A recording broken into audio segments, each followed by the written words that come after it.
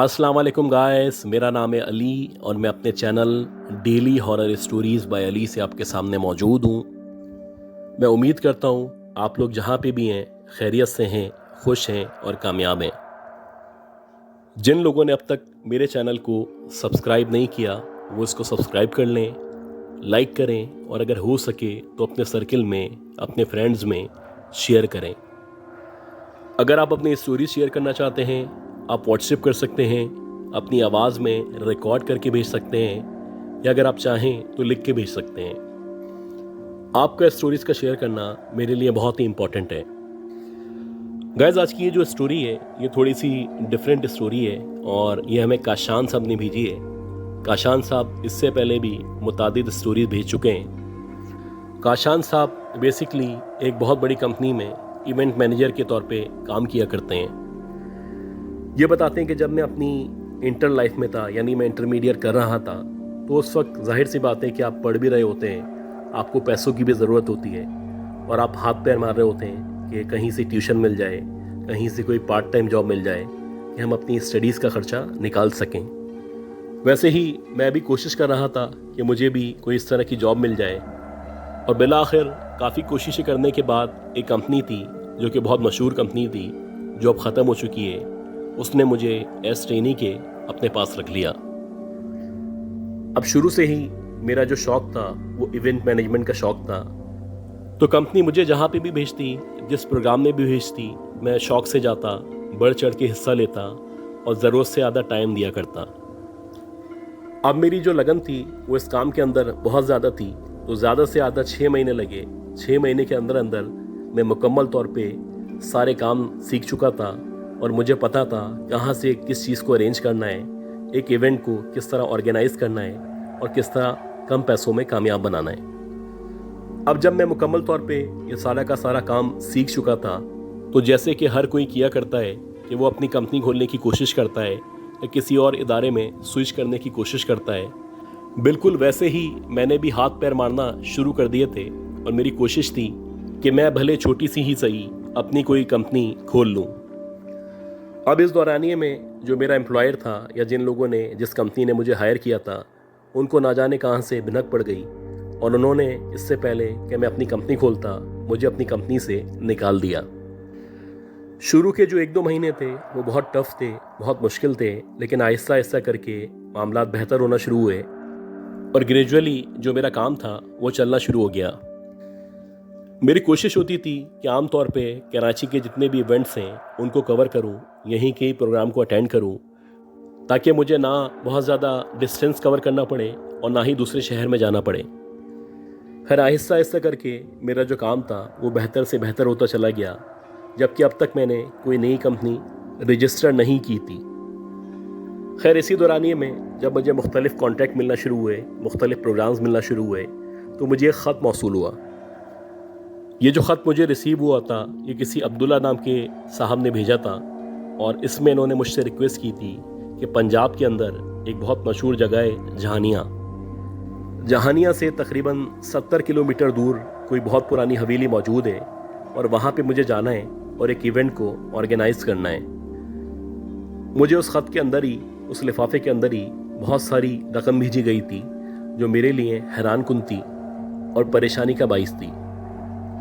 मुझे कहा गया था कि वहाँ पे जो हवेली मौजूद है आप वहाँ पे जाएं, वहाँ जाके इवेंट को ऑर्गेनाइज़ करें, वहाँ जाके जो भी बेसिक रिक्वायरमेंट हैं वो पूरी करें और जितना बेहतर हो सकता है उस हवेली को डेकोरेट करें। आपको आधी रकम अभी भिजवा दी गई है और जब आप ये काम कर लेंगे तो ये काम करने के 1 दिन के अंदर अंदर बाकी रकम आपको फराहम कर दी जाएगी। इसकी जो डेडलाइन थी वो चांद की 13 तारीख दी गई थी कि चांद की 13 तारीख से पहले पहले आपको ये सब काम कर लेना है और उस जगह से जब आप वापस अपने शहर आ जाएं तो आपको 1 दिन के अंदर अंदर जो बाकी रकम है वो फराहम कर दी जाएगी। ये जो कुछ हो रहा था ये मेरे लिए बड़ा हैरान कुन था, क्योंकि आम तौर पे कोई भी अगर किसी इवेंट को ऑर्गेनाइज़ करवाता है, मैनेज करवाता है, तो वो आम तौर पे इतनी रकम नहीं दिया करता। खैर इसमें ना किसी का नंबर मौजूद था, ना किसी का पता मौजूद था, बस ये लिखा हुआ था कि जहानिया से 70 किलोमीटर दूर फला जगह पे आपको आना है, वहाँ पे एक मशहूर हवेली मौजूद है और उस हवेली को डेकोरेट करना है या उसके इवेंट के लिए जो भी बेसिक इंतज़ामात हुआ करते हैं वो आपने करने हैं। अब सच्ची बात यह है कि जब मुझे ख़त मौसूल हुआ, पहले तो मैं डर गया, मेरी समझ से बाहर था कि मेरे साथ क्या हुआ है। लेकिन कहते हैं ना कि जो पैसा होता है ये आपसे वो काम भी करवा लेता है जो आपने कभी ना करने की कसम खाई भी होती है। और ऐसा ही कुछ मेरे साथ हुआ। जब मुझे ये ख़त मौसूल हुआ और ख़ास तौर पे उसके अंदर रकम मौजूद थी, तो मेरी खुशी का कोई ठिकाना नहीं था। सबसे पहले मैं अपनी माँ के पास गया, उनको जाके ये पैसे दिए, और जब मैंने उनको ये पैसे दिए और उनको बताया कि मुझे एक प्रोजेक्ट मिला है, तो उनकी आंखों में खुशी के आंसू मौजूद थे। उनको यकीन ही नहीं आ रहा था कि मैं इतने पैसे भी एक साथ कमा सकता हूँ। उनकी आंखों में खुशी के आंसू मौजूद थे, और ये जो खुशी थी मैं नहीं चाहता था कि कभी ख़त्म हो। लिहाजा जब मैंने उनकी आंखों में आंसू देखे और उनकी आंखों में खुशी देखी, तो मैंने उसी वक्त फ़ैसला कर लिया कि ये जो काम है मैं इसको मुकम्मल करूँगा, और इंशाअल्लाह इस तरह के बहुत सारे मज़ीद काम मुझे मिलते रहेंगे। इसी इरादे से टाइम टेबल के मुताबिक ये बताते हैं कि मैं जहानिया के लिए निकला, और ऑन टाइम जहानिया में एक होटल था, वहाँ पे पहुँच गया। जब मैं वहाँ पे पहुँचा, वहाँ पहुँचने के बाद जब मैंने इस हवेली का जिक्र किया, तो इत्तफाक से वहाँ पे जो लोग काम किया करते थे उनमें एक ऐसा बंदा मौजूद था जो इस हवेली के बारे में जाना करता था। उसने जब इस हवेली का नाम सुना तो वह कहने लगा कि साहब, वो जो हवेली है वो तो बहुत सालों से, बल्कि शायद सदियों से खाली है, और मेरी मालूमात के मुताबिक वहाँ पे अरसे से कोई नहीं रहा करता। मैंने उसको बताया कि मुझे ख़त मौसूल हुआ है और मुझे वहीं पे ही उस हवेली को ही ऑर्गेनाइज़ करने का कहा गया है, या वहाँ पे एक इवेंट है जो मुझे ऑर्गेनाइज़ करना है या मैनेज करना है। खैर, मेरा यकीन देख के उसको भी यकीन आ गया कि वाकई में ऐसा ही होगा। हो सकता है किसी ने हवेली ख़रीद ली हो और अब वहाँ पे प्रोग्राम करवाना चाहता हो। खैर, उसने मुझे बता दिया कि ये जो होटल है यहाँ से आपको इस तरफ जाना है, और जब आप इतना डिस्टेंस तय करेंगे तो वहाँ से ही आपको हवेली नज़र आना शुरू हो जाएगी। और ऐसा ही हुआ। उसके बताए हुए पते के मुताबिक मैंने हवेली को फॉलो करना शुरू किया, और बिलाखिर तकरीबन 2 से 3 घंटे के अंदर अंदर मैं हवेली में पहुँच गया। जब मैं हवेली में पहुँचा तो इत्तफाक से वहाँ पे ना कोई ताला लगा हुआ था, ना कोई दरवाज़ा बंद था। ऐसा लग रहा था कि सारे के सारे दरवाजे मेरे आने से पहले मेरे लिए ही खोल दिए गए हैं। अब मैंने अल्लाह का नाम लिया, बिस्मिल्लाह पढ़ी और अंदर दाखिल हो गया। आहिस्ता आहिस्ता करके मैंने पूरी हवेली का जायज़ा लिया। जैसे कि नॉर्मली पुरानी हवेलियाँ हुआ करती हैं, वैसे ही ये हवेली थी, यानी कि इसके सराउंडेड चारों तरफ कॉरिडोर मौजूद था, और उससे आगे कमरे बने हुए थे, और जो बीच का हिस्सा था वहाँ पे एक बड़ा सा सहन मौजूद था। वहाँ पे 4-5 दरख्त मौजूद थे। आम तौर पे जो इस तरह की हवेलियाँ हैं वो प्री पार्टीशन दौर में या अंग्रेज़ों के दौर में हुआ करती थीं। इस हवेली का मुकम्मल तौर पे जायज़ा लेने के बाद मुझे अंदाज़ा हो गया कि मुझे किस चीज़ की कितनी ज़रूरत है, कितने फ्लावर्स चाहिए, कितनी लाइट्स चाहिए, कितनी टेबल्स चाहिए, और किस तरह मैं इस हवेली को बेहतर से बेहतर डेकोरेट कर सकता हूँ, और किस तरह यहाँ पे एक प्रोग्राम को कामयाब बनाया जा सकता है। खैर, यहाँ का जायज़ा लेने के बाद मैं वापस होटल चला गया, और वहाँ जाके जो मेरा अंदाज़ा था उसके मुताबिक मैंने चीज़ें ऑर्डर करना शुरू की, और जिन लोगों को वहाँ पे ऑर्डर किए थे उन सबको बता दिया कि ये सारी की सारी चीज़ें ना सिर्फ उस हवेली में पहुँचानी है, बल्कि वहाँ जाके जिस तरह मैं कहूँ वैसे ही डेकोरेट करनी है या सजानी है। बज़ाहिर ऐसा लग रहा था कि इस हवेली को डेकोरेट करने में या इसको ऑर्गेनाइज़ करने में 2 से 3 दिन लग जाएंगे। खैर, मेरे पास पूरे 4 दिन मौजूद थे, और इन 4 दिनों के अंदर अंदर मुझे काम मुकम्मल करना था, यानी कि चांद की 13 तारीख तक ये सारा का सारा काम मुझे कंप्लीट करना था। मैंने शब रोज़ वहाँ पे गुजार के टीम के हमरा सारा का सारा जो इवेंट था उसकी तैयारी मुकम्मल कर ली। हवेली को मुकम्मल तौर पे सजा दिया गया था, चारों तरफ लाइट्स मौजूद थी, और अब तक मेरी किसी ऐसे शख्स से मुलाकात नहीं हुई थी जो ये कह सके कि वो जो ख़त लिखा था मैंने लिखा था, या मैं हवेली का मालिक हूँ, या ये जो इवेंट होने वाला है ये इवेंट हम करवा रहे हैं। खैर, मुझे बहुत अच्छे पैसे मिल चुके थे और मज़ीद पैसे मिलने थे, लिहाजा मैंने इन सब बातों पे गौर करना ख़त्म किया, अपना काम कंप्लीट किया, और जब सारी की सारी टीम्स अपना काम कर चुकी तो एक एक करके मैंने सबको रुखसत कर दिया, और आखिर में मैं अकेला हवेली में मौजूद था। ये मुकम्मल तौर पे सजी हुई थी, सारी चीज़ें डेकोरेट हो चुकी थी, बस सिर्फ खाने का इंतज़ाम था, और उस खाने के इंतज़ाम के बारे में ना हमसे कोई बात की गई थी, ना हमें बताया गया था कि खाने का भी इंतज़ाम करना है। یہ بتاتے ہیں کہ ایز پر پرومس میں نے سارا کا سارا جو کام تھا وہ کمپلیٹ کر دیا تھا، اور یہ کام کمپلیٹ ہونے کے بعد میں اپنے ہوٹل میں آ چکا تھا، اور اب میں ویٹ کر رہا تھا کہ کب مجھے دوسرا خط موصول ہو اور باقی جو بھی میرے پیسے ہیں وہ مجھے مل جائیں، اور اس کے بعد واپس میں اپنے شہر یعنی کراچی چلا جاؤں۔ یہ بتاتے ہیں کہ میں اسی ہوٹل میں رکھا ہوا تھا، اور جیسے ہی چاند کی 14 تاریخ لگی یعنی کہ رات ہوئی، تو ہوٹل کا ایک بندہ تھا یعنی امپلائی تھا، وہ میرے پاس آیا۔ وہ کہنے لگا کہ ایک صاحب آئے تھے، وہ آپ کے لیے یہ لفافہ دے کے گئے ہیں۔ اب جیسے ہی مجھے لفافہ ملا تو اس لفافے میں ایک خط موجود تھا، اور اس خط کے اندر لکھا ہوا تھا کہ بہت بہت شکریہ کہ آپ نے ہماری بتائی ہوئی حویلی کو تیار کر دیا، ڈیکوریٹ کر دیا، یا ایونٹ کے لیے ریڈی کر دیا، اور ہمارے وعدے کے مطابق جو باقی رقم تھی وہ اس خط کے اندر موجود ہے۔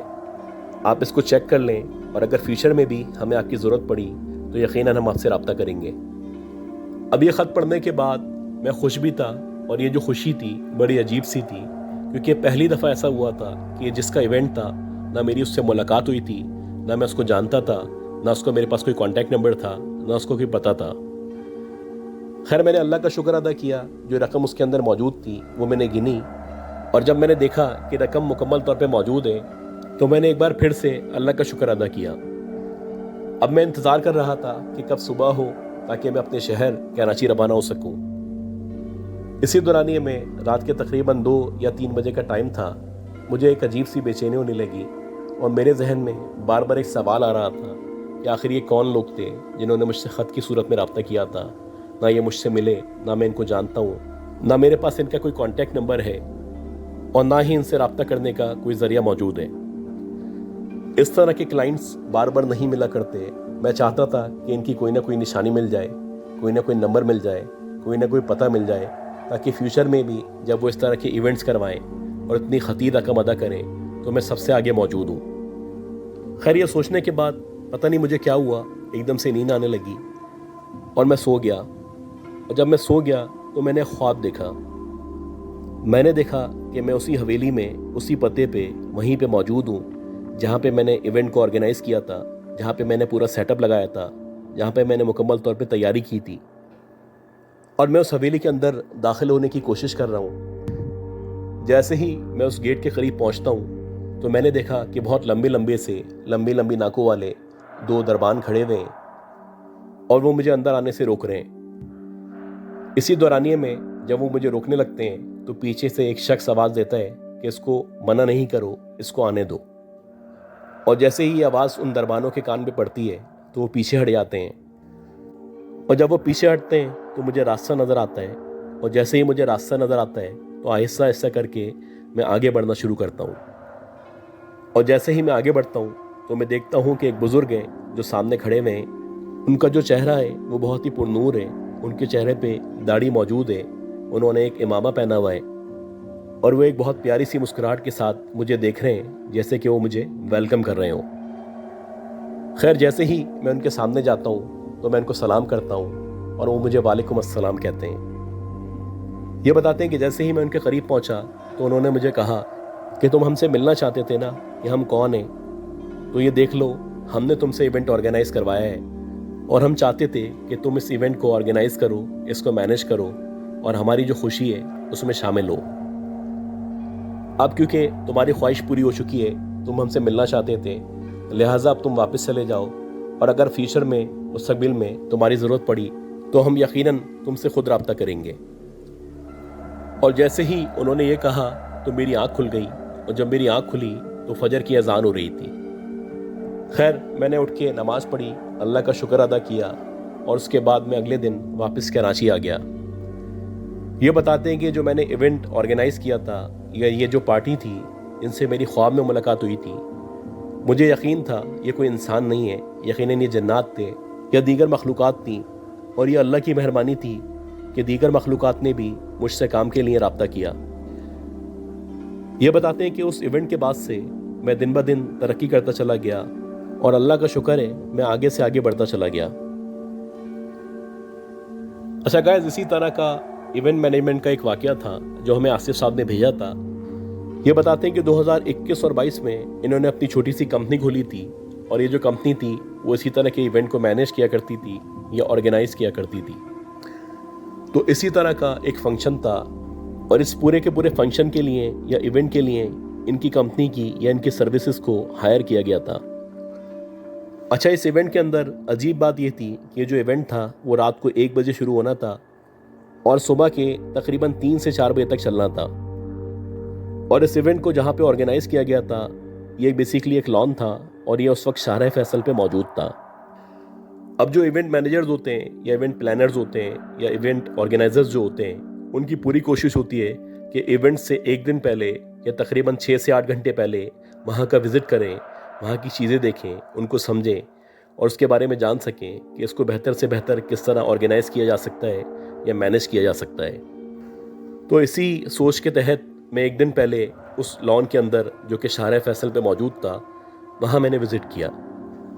और जब मैंने वहाँ पे विज़िट किया तो इत्तेफाक से वहाँ पे कोई भी प्रोग्राम नहीं हो रहा था। वहाँ पे एक ऑलरेडी लॉन का जो मैनेजर था मौजूद था जो खाना खाने में बिजी था। खैर, जब मैंने उसको कहा कि मैं इवेंट मैनेजर हूँ और इस इवेंट को मुझे देखना है, तो उसने मुझे कहा कि आप अंदर जाएं, आराम से इस लॉन को चेक कर लें, जहाँ पे आपको सेटिंग करनी है या करवानी है वो भी देख लें, आप अंदर जा सकते हैं, इसमें कोई कबाहत नहीं है। जब उसने मुझे इजाज़त दी तो मैं सीधा उस लॉन के अंदर चला गया और जब मैं उस लॉन के अंदर गया तो बारी बारी मैंने मुख्तलिफ जगहों को चेक करना शुरू किया। ये बताते हैं कि क्योंकि उस दिन वहाँ पे कोई प्रोग्राम नहीं था तो ये जो लॉन था मुकम्मल तौर पे खाली था। इसकी जितनी भी लाइट्स थी उनमें से आधी बंद थी और आधी खुली हुई थी। खैर, मैं अभी जगह जगह का जायज़ा ले रहा था और इसी तरह देखते देखते जब मैं स्टेज के करीब आया तो एकदम से मेरी नज़र ब्राइडल रूम की तरफ पड़ी। और जैसे ही मेरी नज़र ब्राइडल रूम की तरफ पड़ी तो मुझे ऐसा लगा कि दरवाज़ा हल्का सा खुला हुआ है और ना सिर्फ दरवाज़ा खुला हुआ है बल्कि अंदर जो लाइट है वो भी जल रही है। अब मुझे थोड़ी सी हैरानी हुई। मैं समझा कि शायद यहाँ का जो मैनेजर है या यहाँ के जो एम्प्लॉयज़ वगैरह हैं उन्होंने इधर की लाइट खुली भी हो सकता है कोई काम कर रहे हो। बहरहाल मैंने आगे पीछे जो भी जगह थी उसका जायज़ा लेना शुरू किया। इसी दौरानिए में वो जो ब्राइडल रूम था उसका दरवाज़ा मुकम्मल तौर पे खुल गया और जैसे ही उस ब्राइडल रूम का दरवाज़ा खुला तो मैंने देखा कि जो ब्राइडल रूम के अंदर सोफ़ा मौजूद है उस सोफ़े के ऊपर बाकायदा एक औरत या एक लड़की बैठी भी है और वो वैसे ही ब्राइड के कपड़ों में है, यानी कि उसने रेड कलर का ब्राइडल ड्रेस पहना हुआ है और ना सिर्फ ब्राइडल ड्रेस पहना हुआ है बल्कि उसने अपने आगे घूंघट भी डाला हुआ है। अब जब मैंने वहाँ पे दुल्हन को देखा तो मैं बड़ा हैरान हुआ क्योंकि यहाँ पे कोई भी प्रोग्राम नहीं था, ना दूल्हा मौजूद था, ना बारात मौजूद थी, ना कोई लड़की वाले थे, ना कोई लड़के वाले थे। तो आखिर ये जो औरत थी या ये जो ब्राइड थी ये ब्राइडल रूम में अकेली क्यों बैठी हुई थी? अभी मैं ये सोच ही रहा था कि एकदम से वो जो ब्राइड थी वो खड़ी हुई और जैसे ही वो खड़ी हुई तो मुझे अंदाज़ा हुआ कि वो बहुत ही लंबी सी है, यानी कि तकरीबन 6.5-7 फीट की उसकी हाइट है। और आहिस्ता आहिस्ता करके जब वो आगे बढ़ने लगी या बाहर की तरफ आने लगी तो मैंने उसके ऊपर गौर करना शुरू किया और जैसे ही मेरी नज़र उसके चेहरे पे पड़ी तो मैंने देखा कि उसका बिल्कुल काला भयानक स्याह चेहरा है जो कि बहुत ही खौफनाक है और बज़ाहिर ऐसा लग रहा है कि उसके चेहरे पे जगह जगह कट्स लगे हुए हैं और उन कट्स से खून निकल रहा है। ये बताते हैं कि जैसे ही मैंने इस तरह की ब्राइड या इस तरह के हुलिये में ब्राइड को देखा मैं वहाँ से जितना जल्दी हो सकता था भागा और जैसे तैसे करके मैनेजर के रूम में पहुँचा। और जब मैं मैनेजर के रूम में पहुँचा तो मेरी ये हालत देख के मैनेजर मुस्कुराने लगा और जब वो मुस्कुराने लगा तो मुझे गुस्सा आने लगा और मैं सोचने लगा कि कितना अहमक आदमी है, मैं किसी परेशानी में भागता हुआ इसके पास आया हूँ और बजाय इसके मुझे हौसला दे, मुझसे पूछे ये मुस्कुरा रहा है। खैर, मुस्कुराने के बाद उसने मुझे कहा कि क्या तुमने भी दुल्हन को देख लिया है? और जैसे ही उसने कहा तो मैं हैरान हो गया। मैं उसको कहने लगा क्या मतलब है आपका? वो कहने लगा कि भाई यहाँ पे जब भी इवेंट नहीं होता तो अक्सर लोगों ने यहाँ पे एक लड़की को, एक औरत को या एक दुल्हन को विटनेस किया है जो अक्सर ब्राइडल रूम में बैठी हुई होती है और उसका चेहरा बिल्कुल ऐसी होता है जैसे जला हुआ है या कटा हुआ है। ये बताते हैं कि सुनने के बाद मेरे थोड़े से आसान बहाल हुए और जो भी मुझे आयत वगैरह आती थी वो मैंने सारी की सारी पढ़ी। और कुछ देर बाद जब उसके 2-3 एम्प्लॉयज़ आ गए तो उसने ना सिर्फ उन एम्प्लॉयज़ के हमरा मुझे भेजा बल्कि वो ख़ुद भी साथ आया और फिर आके बारी बारी उसने सारी जगह को चेक किया और उसने बताया कि ये जो ब्राइडल रूम है ये शुरू से ही हॉन्टेड है। तो गाइस, मैं उम्मीद करता हूँ जो भी आज मैंने स्टोरीज शेयर की हैं ये स्टोरीज आपको पसंद आई होंगी। اگر آپ کو یہ سٹوریز پسند آئی ہیں تو پلیز میرے چینل کو لائک کریں، سبسکرائب کریں، شیئر کریں اور دعا کریں کہ اللہ تعالیٰ مجھے، میری فیملی کو، ہم سب کو صحت دے، زندگی دے، سلامتی دے۔ اگلی اپلوڈ تک کے لیے اپنا خیال رکھیے گا۔ اللہ حافظ۔